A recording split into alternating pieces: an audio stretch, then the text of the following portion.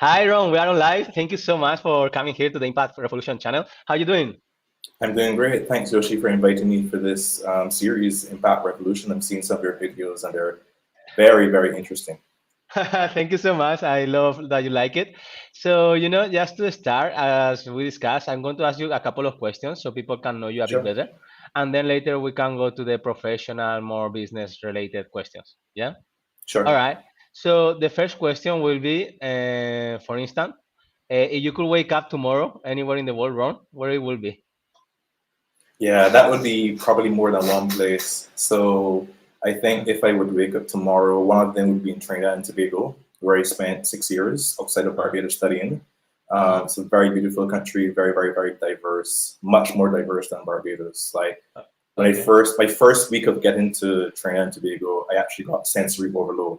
There were so many different colors. The music was so diverse. The food was so diverse. The people and ethnicities were so diverse. I would definitely want to go back there. And maybe the second place I would want to wake up is Amsterdam. I think it has Okay. a really great culture and it has a good mix of modern architecture, modern culture, but also has an appreciation for its history. So those are the two places. If I couldn't wake up in Barbados, Trinidad and Tobago, or Malaysia. All right, very good. Thank you very much. I like Amsterdam. I after talking with you, I want to go to Trinidad for sure. So it's on Yeah, my you list for should. sure. Yeah, Okay, let me know second. where you're going. I'll meet you over there. I'll jump on a plane. All right, that would be cool. That would be cool. So next question, Ron, will be all right. Someone who really admires you and knows you very well. How will define who is Ron Johnson? The people that know me very well will probably give you an answer that ranges around the word complex. So I recently had a breakfast business meeting with a colleague of mine, and Uh-huh. she was asking for advice on her business and building her brand. And at the end of the conversation, she stood up, she looked at me, and she said, "Ron, you are an enigma that can't be figured out. You are a conundrum that cannot be understood." She said, "I think with a very corporate mind, but I also have a creative side." And she just shook her head and laughed. All right, very cool. That's cool. All right, and you can have this. Now we can go to the business question that is related, I think, with that. You say that you merge HR with branding, right? Yeah, And you create this thing of how is HR branding, or how is the word? Sorry. Brandon, it's called the branding equation. And so, Yeah. so, uh, how did you come up with that? What is the meaning or what is the purpose of that, right? Okay, so first on background. So my academic background is actually the sciences. I have a bachelor's degree in biology. And when you're Okay. in a student of biology, we study biology, chemistry, math, physics. And in the natural sciences, there tends to be only one uh, empirical answer. You know, like a math question has a binary question, it's either right or it's wrong. Same thing for chemistry, same thing for physics. But then I got sort of disillusioned halfway through the program. I did a behavioral science degree. And in behavioral science, there's no one singular answer. A lot of the questions are compare and contrast, give your opinion, give Uh-huh. new thoughts to something. So that actually contrasted quite a lot with how I was taught to learn in natural sciences. So my brain started to look at business challenges from more than one perspective. And we are a branding agency in Barbados called Blueprint Creative. And we did everything from design of logos, advertising campaigns, marketing campaigns. And we kind of suddenly realized that even if a company has a great exterior brand, meaning a great website, great packaging, great logo, great brochures, and even Uh-huh. if all that is great and it works and brings customers through the client's door, if those customers meet disengaged employees giving poor service, you still have a terrible brand, right? Mm. So it Sure, led us to sure. realize that brands start on the inside of the organization, right, with the company culture, not the outside. So gradually, what we started to do when we were talking with companies about their brands, which was typically external, we would start nudging them to include HR in the conversation because HR is mostly the people who would likely involved in company culture, employee engagement, employee experience.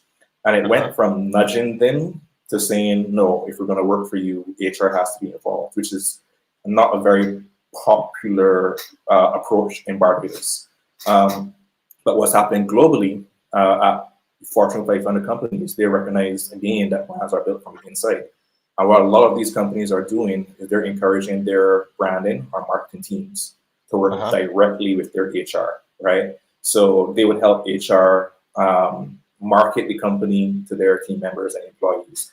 And HR would support marketing by saying, hey, we have a problem here. If you're going to do a sales campaign, these are the types of people we need inside. So when people come through the door, they service clients well. So what we did is that we created a new business framework.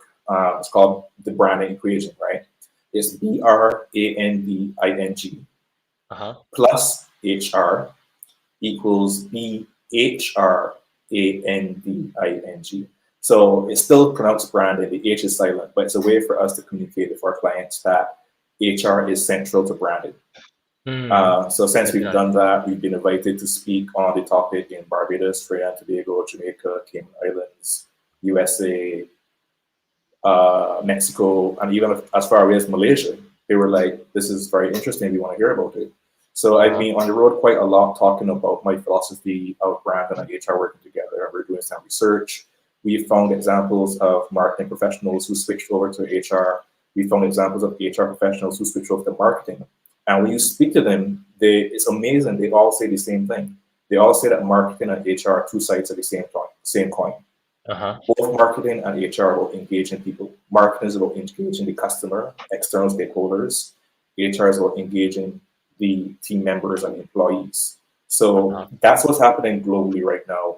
We found examples of marketing, HR teams, HR departments hiring marketing people to work in HR. This would not be That's possible very 10 cool. years That's very ago. cool. It is All very right. cool. And what is your main lesson learned in those years of experience that you had engaging with companies, telling them, you should merge these kind of things and work together to be more impactful? First thing, employees come first, not customers. Uh-huh. For years, decades, maybe even centuries, businesses said the customer is always right. The customer comes first. I actually consulted with a company in Barbados, a very, very large company, and they were kind of in the tech space. And I was invited to consult with them, and my direct contact was giving me a tour of the place. And she Uh-huh. stopped in front of this big poster, like an inspirational poster meant to inspire people. And that poster had the customer comes first. And she said to me, this poster is the number one reason we have such low engagement in our company because Mm. it says the customer comes first and employees felt second best. So we had to Mm. work to kind of change their opinion. And if you take a look at some of the biggest thought leaders in our generation, Richard Branson says, the customer does not come first, the employee comes first. If you take care of your employees, they will take care of your customers. There's another quote I like to say is if you can't sell it inside, you can't sell it outside. So if you can't sell it to your employees, you can't sell it to customers, right? I never heard Now, that one. That was a good one. Yeah, yeah. that's So good. what I say is that Simon Sinek says, customers will never fall in love with your company unless your employees fall in love with it first. And I always say, your customers will never love an organization that is hated by employees, right? Mm. You can't expect disengaged employees who hate their jobs to give great service that leads to customer loyalty. It's impossible. Yeah, yeah, that's very good. That's very good. And that's all about the culture and about kind of working all together like a tribe and all these things which I think is very important to long-term success. Very Yeah. good. And anything else apart from this employees come first that you kind of have a lesson learned that you could share with us? Yeah. So what I learned from biology. So I have to admit, I don't remember a lot of my biology academics. I've probably forgotten 99% of 99% of what I learned. But what I do remember is that in biology, it teaches you it's not the strongest or fastest organism that Okay. survives. It's the one that adapts most quickly, right? Same thing in business. It's not the largest or the most funded company that survives. It's the company that moves fastest, the company that is able to adapt more quickly to the environment. And what we're Uh-huh. seeing is that the environment is changing so rapidly because of technology. Uh-huh. And you're seeing smaller companies beat out larger companies that have billions of dollars. And some of those Mhm. companies are now bankrupt, and these smaller companies are now surviving and thriving. So even if you are a small company, don't despair. You have to look at how fast you can adapt to a new situation. I love that. That's very in line with what I do. Is with this agile mind lab, because I think everybody needs to be more agile in the way of the mindset and change the way they think and the way they see things, and let go all ways of doing businesses, and start adapting and Yeah, engaging now, for instance, with artificial intelligence and automation that can completely change the whole game. So exactly. how do you do that in your case, Ron? In my case, for my company, or in my case, for my clients. Okay, so like, because you say two things, right? The first is that employees come first, and then Yeah, second, you say about the biology thing, which is the survival of the fittest, or the survival of the person who adapts quicker and and moves more agilely. So I right. was wondering if you also in your programs send something about that, show them, teach Oh them yeah, about that. Yeah, I yes, was of course. wondering.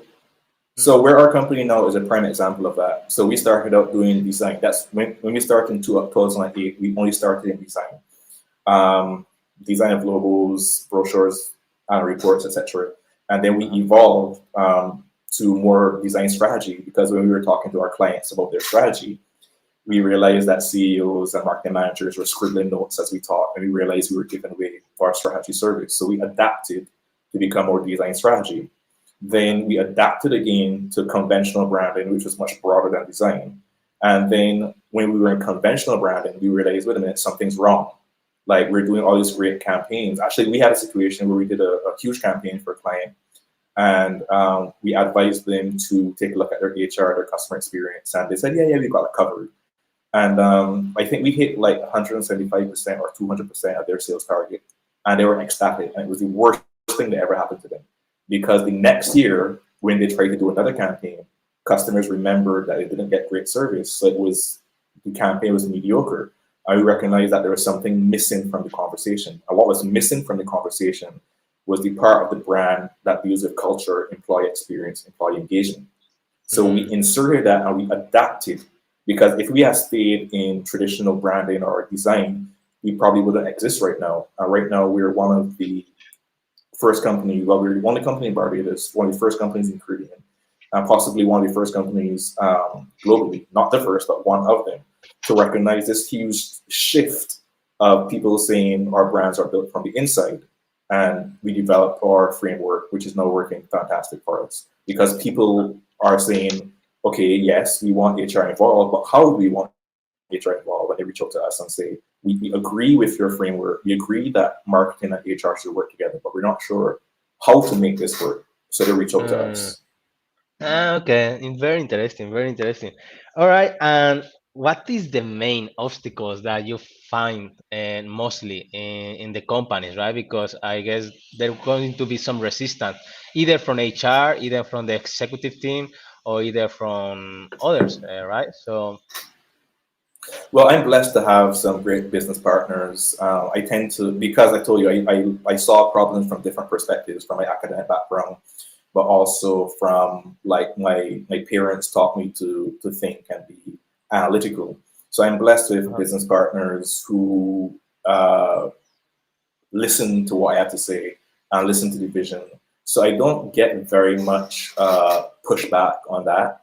Mhm. And in terms of the clients, even if clients have never heard of the idea of marketing and HR working together, there's little resistance because of the way that we present it, right? We simply say, in modern companies, brands are built on the inside. Do you agree? And they'll agree. And then you say, well, if brands are built on the inside, your HR professionals should be part of your branding team. And they say yes, even though they've never thought about it. And then we're going to explain how these two work together. So once you explain something to someone, you don't have a resistance. I think resistance comes maybe from people who don't acknowledge they have a problem. So if, for instance, I Uh, talk to a CEO and the CEO doesn't realize there's a problem, then mm, he's not going to want our services. He's not going to want to change anything, right? And okay. that's when the problem comes. When you have a leader who is unaware that there are serious problems in the organization, that's where the problem comes. Sure, or sure. a leader that thinks he can do it himself or herself. Very interesting. And do you have or any experience to kind of influence or negotiate that with that kind of leader? Yeah, we have, and sometimes it's not a good fit. I think business Yeah. leaders have to know when to say no as well to a project, regardless of what the money is.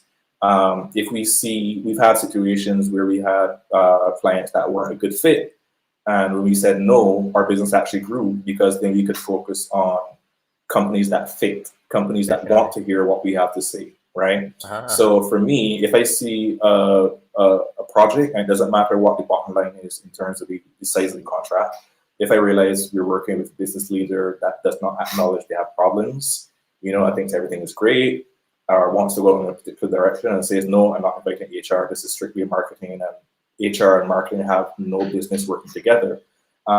It's much less likely that we'll say yes to that project. We'll probably seek a Sure. project that we're so recently. Hmm. Recently, a company came to us and they wanted a campaign, and we listened to what they needed. What they actually needed was a movement, right? They didn't need a campaign. A campaign has a start date and an end date. What Uh-huh. they really needed was a movement that starts and sustains itself and grows beyond a final campaign date, right? Okay. And they were very, very receptive to it. And the next call we had the HR manager, was fully on board, That's and cool. those are the clients that we go after. If Definitely. we have a choice between working with a company that acknowledges it has problems, wants to try something new, wants to say, yes, I can see how HR and marketing can work together. And you have another company that is saying, no, I don't see the vision. We're always gonna choose the company that Definitely. aligns with our thinking.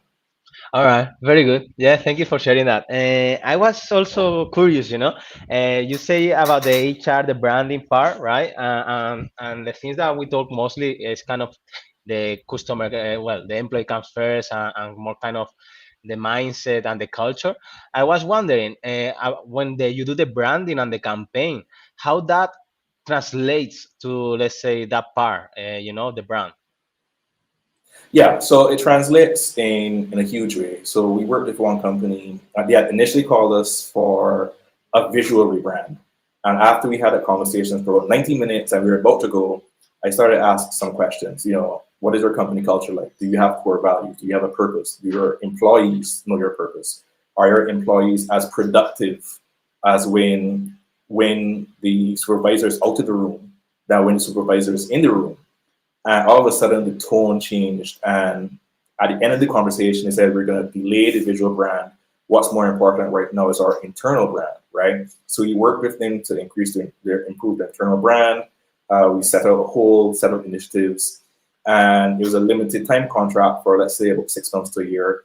And about a year afterwards, I came across one of their employees in the supermarket of all places, and he spoke to me. And I said, well, how is the program going? The core values and the culture and the purpose. And I'll never forget what he said. He looked at me and he said, it's going well for the company, but it's also going very well for me personally. And I was very confused. I said, well, but what do you mean? He said, I decided to adapt the company's core values that he helped us to articulate into my own personal life. And he Uh-huh. said, I now think I'm a better husband and a better father for that. I never expected a response like that because that's not what we went to do, right? But it just shows the transformative power if you have employees who want to be the best professional versions of themselves. But this guy also wanted to be the best personal version of himself, right? And that's the power of transformation. Our program transformed not just the company, but it transformed the employees. Oh, that's beautiful. That's a beautiful story, because at the end, is life and business kind of goes together, right? And if one Yeah, is they're not, integrated. yeah, so you want to be the same person and authentically the same guy, and you don't need to, make anything fake or pretend to be someone else, right? Which I Yeah. think is kind of the old way of doing business. That's cool. That's really cool. Now, okay, now about your book. Okay, I always Oh, wanted to ask you, all right? This Tighten yeah. Your Lazy Shoes. Tell me about a bit Yes. more about the name, please, because I'm The curious name. about the name. Yes. Sure. So the first name of the book was actually supposed to be called, it was during COVID, that's when I wrote the book. It was supposed to be called Surthrival, meaning not just survive, but thrive. And when I checked, the name was already trademarked, and I was so disappointed. Uh-huh. And then I remember a story that I tell at every one of my conferences, every one of my workshops, every one of my client engagement. My story goes like this, right? There were these two guys who were hiking through the forest, yeah, Okay. and they encountered this huge angry bear, and the bear was just ready to devour them. So the first guy, he bent down really quickly. He started to tighten his shoelaces because he's ready to get a run for it, right? He wanted to make sure his shoelaces were tight. And the second guy looked at him and said, "What the hell are you doing? You can't possibly outrun the bear." And the first guy took off on a sprint. He looked over his shoulder and he said, "I don't have to outrun the bear. I just have to outrun you," right? Because the bear is going to take care of the slowest guy when he gets away, right? So the whole book is about tightening your organization's shoelaces so you can be more agile, right? Uh-huh. So you can be Uh-huh. more adaptive. And when you have bad circumstances like COVID or economic depression, sometimes you don't have to take on the entire bear. You just have to run faster than the next guy. So that's what the book is about. Ah, okay, very good. That's very nice. I love that By story. the, way, by the way, I'll send you a copy of the book so you can have it yourself. All right, thank you. Thanks a lot, Ron. I really appreciate that. What is the main lesson learned then from the book? Like, it's going faster, but is there any practical things that we can apply in today's? Yeah, yeah. So the book is very, very practical, and it takes. What I did many case studies, for instance, of companies that have tightened their shoelaces in different ways, right? So there's a famous story of Ben and Jerry's ice cream that was going up against big players like Haagen-Dazs, and Haagen-Dazs threatened the distributors that if you carry Ben and Jerry's, you can't carry Haagen-Dazs, and Haagen-Dazs was worth more money. And what Ben and Jerry's did is that it had no money for a legal fight, so they took the fight into the public domain. They went to Haagen-Dazs's corporate headquarters. They did a strike. They told their customers all about it, and it got picked up in national media. Haagen-Dazs had to back off. Right? Uh-huh. If you take a look at Marvel Studios, for instance, a lot of people don't know Marvel Studios. The MCU is doing great right now with Captain America, the Avengers, Thor. But what a lot of people don't know is that I think in the 90s, Marvel was bankrupt, right? And what they did is that they repackaged what they already had and repurposed it and moved into movies, right? And now they're successful. If you take a look at BlackBerry, BlackBerry was the first, arguably the first smartphone, but then it got destroyed by Apple and Android. So what did it do? It was on the verge of bankruptcy.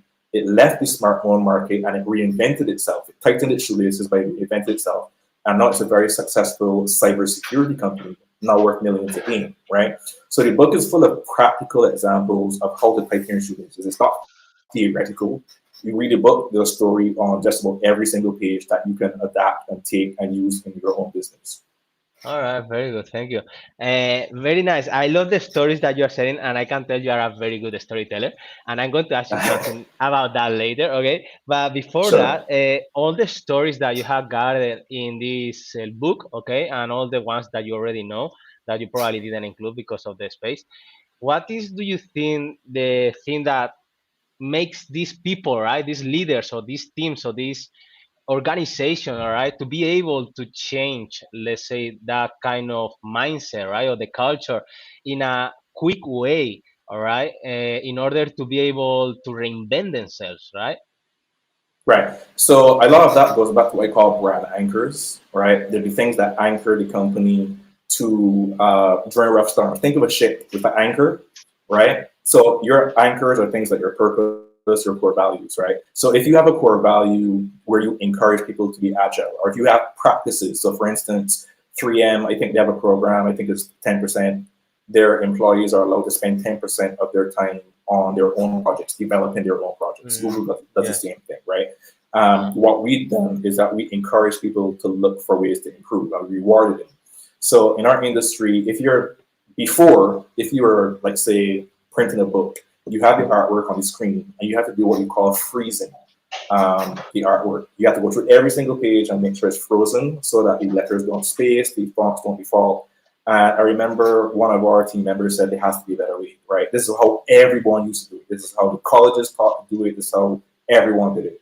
And he did some research online. He did some tweaking, and he found a way change that process from what could be an hour or 2 hours down to 5 minutes, right? And if you calculate the number of magazines, documents, books that we've done, he saved us hundreds of thousands of dollars. But he Uh-huh. would not have done that if we had not created a culture beforehand where we encourage people to be innovative and try new things, right? You can't Mm. wait until there's a crisis to tell your employees, we need something new, we Mm. need something different, because they're not in that frame of mind.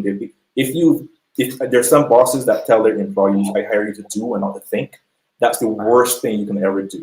Before there's a crisis, you need to develop a culture where people are rewarded for being innovative. They're recognized for being innovative, and no matter what industry you're in, you have Mhm. team members that can call it innovation. So don't wait until there's a crisis. Develop that culture of innovation and change and adaptability beforehand. That saying, don't fix it if it ain't broken. That's not entirely true, Yes. right? You Uh, have to fix things before they become broken, and you also have to be willing to kill your existing products, right? mm. Kodak developed the first digital camera, and did not let it see the light of day because they were protecting their film business. Kodak is no longer the giant that it was, And there's so many. If you take a look, Apple killed the iPod because they realized that the iPod was kind of stopping them from selling the iPhones. It's now kind of bundled. So sometimes you have to be willing to look at your existing product and say, I'm not doing this anymore. And there's some things that we used to do in our business that we don't do anymore. You Mm. have to be willing to kill your own projects. That's right. Netflix started with DVDs and they killed DVDs and went to streaming. You have to be willing to kill things before they become a problem. Okay, I love that. I love that. It's about at the end about preparation, right? About getting ready for the unknown, right? And to be able Yeah, to adapt and to thrive. And as you say, you yeah, cannot do it without any preparation, just from one day yeah. to the other, right? Love it, Ron. Thank you so much. Okay, we are almost 4 minutes to end. I was wondering, Sure. do you have anything to share that you would like that we haven't covered yet, Ron? Um, no, well, I would like to say to keep learning and don't assume that you know what you know, right? So this happened to me when I was about 5 or 6 years old. We were traveling in our car. My dad was driving. My mom was in the car. I was in the car. My sister was in the car. And the news radio came on, and it was about a story about a house that got burnt down. And the newscaster said the house was razed to the ground, right? Razed to the Uh-huh. ground. And the only raise I knew was RAISE, means to lift up, right? Uh-huh. I wasn't aware that there's a second raise, RAZE, which means to burn to the ground. So when I heard the newscaster, I said, hey, that newscaster made a mistake. You can't raise something to the ground.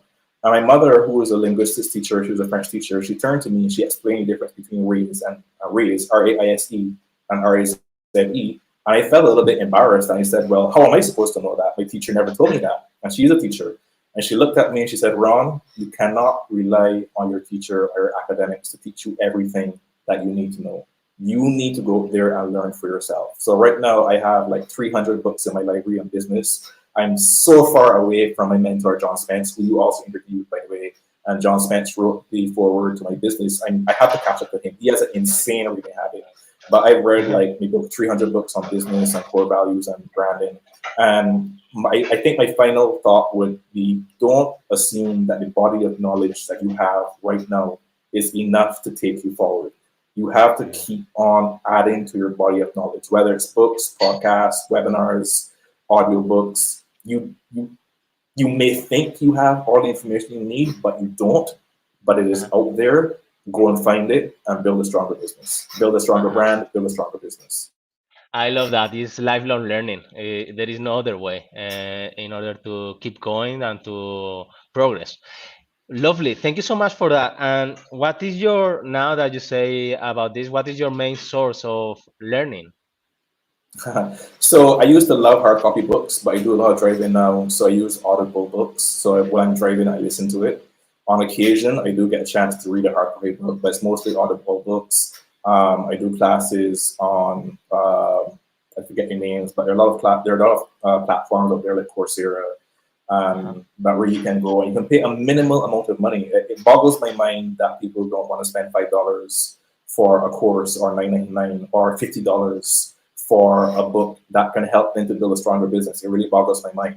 Um, a lot of the information, if you don't want to spend any money, if you have no money, a lot of this information is totally free, right? So it boggles my mind. I would say go out there. So for me, it's Audible, books, webinars, podcasts. For some personalities, maybe something totally different. Find what works for you and absorb it like a sponge, because once that stays in with you, it's there with you forever. Love it. Thank you so much, Ron. Thank And you. I wanted to ask you, all right? I know you gave me this brochure of yours, and you said some of your favorite books.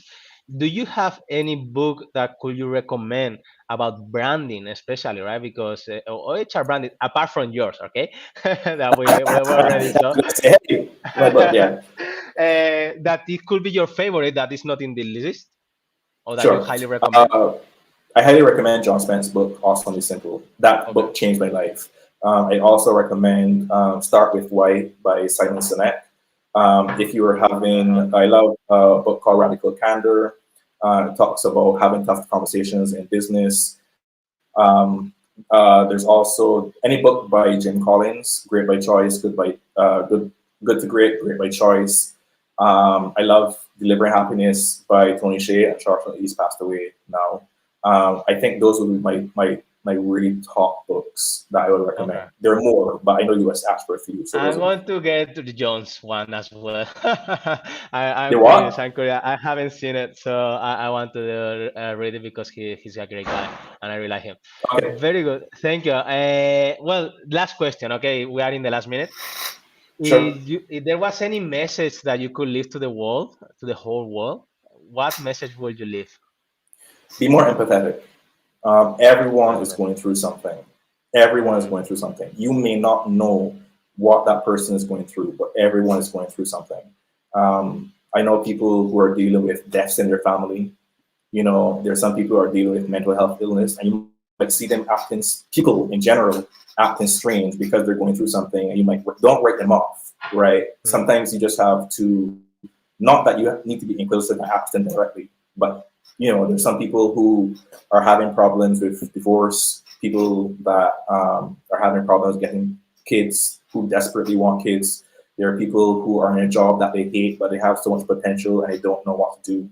There are people who are having problems with their friends, their family members. Just be more empathetic. It may not be Uh-huh. your business to be their confidant, but it's certainly your business to offer support how you can. Simply be more empathetic. I love it. Thank you so much, Ron. I think Thank if you. you are okay, we can end with that. Be more Sure. empathetic to the message. All right. Sure. Thank you. Thank you. It was an absolute pleasure meeting you. Thank, Thanks a lot for sharing. thank you for Yeah. having me. I Okay. really Keep in enjoyed being here touch. today. Yeah. Me too, Ron. Okay. Thanks a lot. Thanks a lot. Take care. Ciao.